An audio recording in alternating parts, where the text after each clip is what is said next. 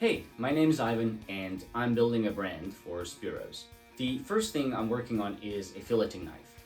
You can check out the previous videos for more details, and today I'm covering designing the knife, finding manufacturers, and getting some samples developed. So with feedback I received in mind that I covered previously, I went ahead to design the knife. And as far as design goes, I had a few goals. Number one, I wanted to make the knife unique.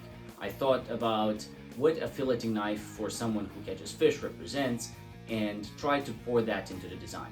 Number two, I wanted to stay within the parameters that were the result of the feedback. So stiff blade, comfortable handle, and blade length of 6 inches or 150 millimeters. Number three, I wanted to make sure none of this compromises functionality.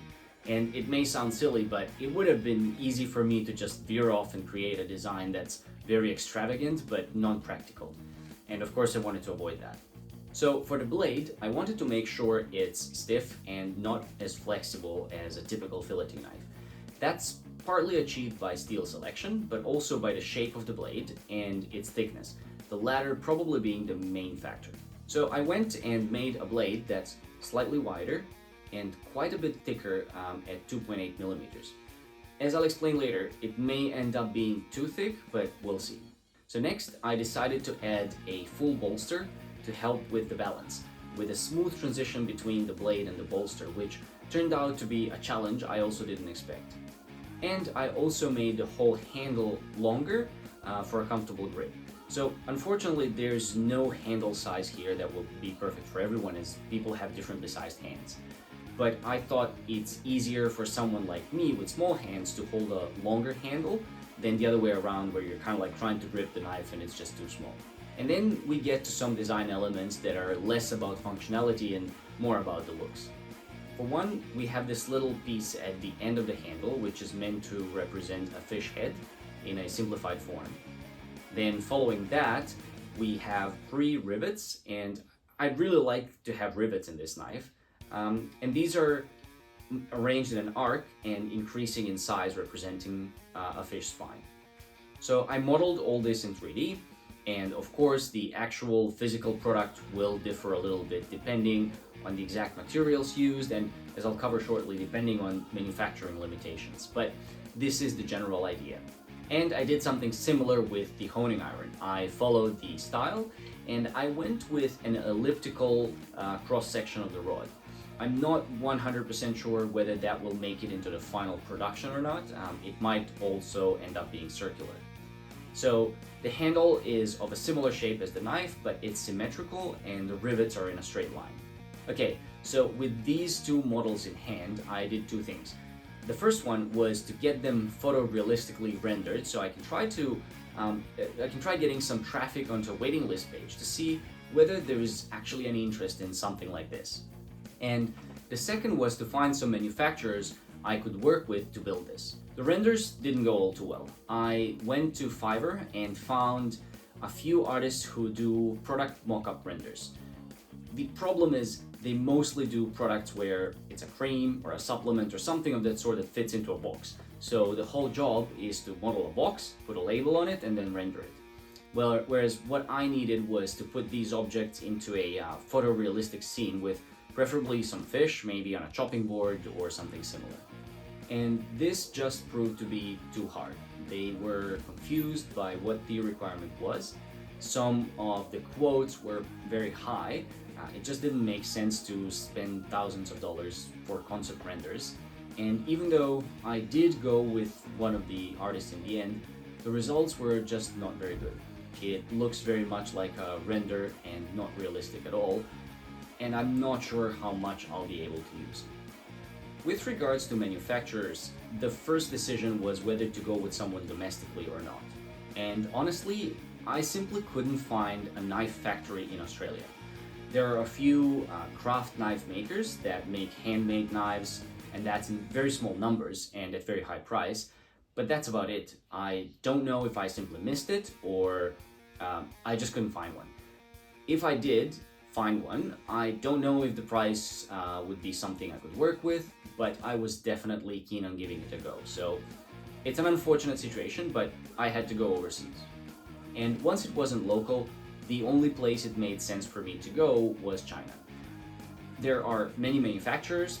They are more willing to work on smaller quantities, and the costs, initial costs especially, are lower, which is very important for me at this stage when I'm starting out with only my own funding. The upside to this is finding manufacturers in China is easy. I went to Alibaba, I searched for knife manufacturers and filtered the long list to the ones that have been on the platform for a while and have some kind of similar product. So either a filleting or boning knife, or at least some kind of kitchen knife. The process from there went roughly as follows. First, I'd send them a brief of what I'm trying to do, along with some screenshots of the renders. I made a bullet list of items I'd need, materials I wanted to use, and so on. I asked for a few things. Number one, are they able to make this? Number two, what is their minimum order quantity? Number three, can they give me a quote for different options, like different types of steel, different handle materials, and so on? Number four, what is their sample lead time and mass production lead time? And also, I asked whether they saw any problems with the design, and I said I'm looking for someone to work with me on building the product. So letting them know that while I know what I'm looking for, I'm also happy to hear their advice, as they obviously have a lot more experience in this than me. So I reached out to 16 manufacturers, and very quickly this number started to dwindle down. So in some cases, they'd say they'd have a look at the request and get back to me, but they never did. Others just said they can't make what I'm after or won't do custom items. And after that initial round of messages, I was left with 10. Going back and forth, clarifying requirements and getting some advice from them, what they can and cannot do. I ended up getting quotes from six manufacturers, and that happened in about 10 days. The rest dropped off for the same reasons as before. So they figured out they can't make it, wanted me to make too many compromises, or just had very high minimum order value quantities I simply couldn't do. This process was useful in itself. I learned even more about how they make the knives, where some potential problems may lie in terms of what I'm envisioning and how they can make it. I got some useful advice on materials, and it was also interesting to see that some things that were a problem for some manufacturers but didn't seem a problem for others. So for example, one said they can't make differently sized rivets. The others had no problems with that. One said they can't make a smooth transition between the bolster and the blade. Again, others didn't think that was a problem. But that doesn't mean the samples I get will actually be the way I envision them. I already covered some of that in my previous video on material selection, as I was narrowing down my options while talking to manufacturers. So out of those 6 that gave me quotes, I decided to actually order samples from 4. The other 2 weren't offering what I was after. One couldn't make a custom honing rod, and the other had a combination of high price, high minimum order quantity, and also couldn't get the steel types I wanted. So even though I already have one manufacturer I think is going to be a better fit than others, I wanted to order samples from multiple manufacturers, because until I actually see those samples, I won't know if it was just their salesperson being very good at communicating, or if they'll actually produce what I'm expecting. So if some of the pushback I was receiving from some of the manufacturers actually made sense, and others just didn't spot the problem, and so on. So at this stage, the samples are ordered, and I'm waiting. The lead times from all manufacturers were roughly the same, about 30-35 days, and I ordered the samples around the same time. In the meantime, I've received a few messages showing some progress on the samples, asking for clarification or saying something won't work, but I'm looking forward to getting them in my hands. And so while I'm waiting, obviously I'm trying to spread the word. So if you know anyone who might be interested, let them know, forward them the channel. And also I'm looking to run a paid ad experiment to gauge the interest. So because while the samples are not a huge expenditure, we're talking a few $100s for samples from each manufacturer, the initial order is going to be 500 pieces, which is going to cost significantly more. And so I would like to have some confidence that there is enough interest in them that I'll be able to actually sell them. So that's what I'm going to be covering in the next video. There's a link in the description if you'd like to get on the email list to hear all the news as they come.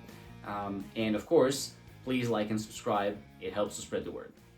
Thank you for watching.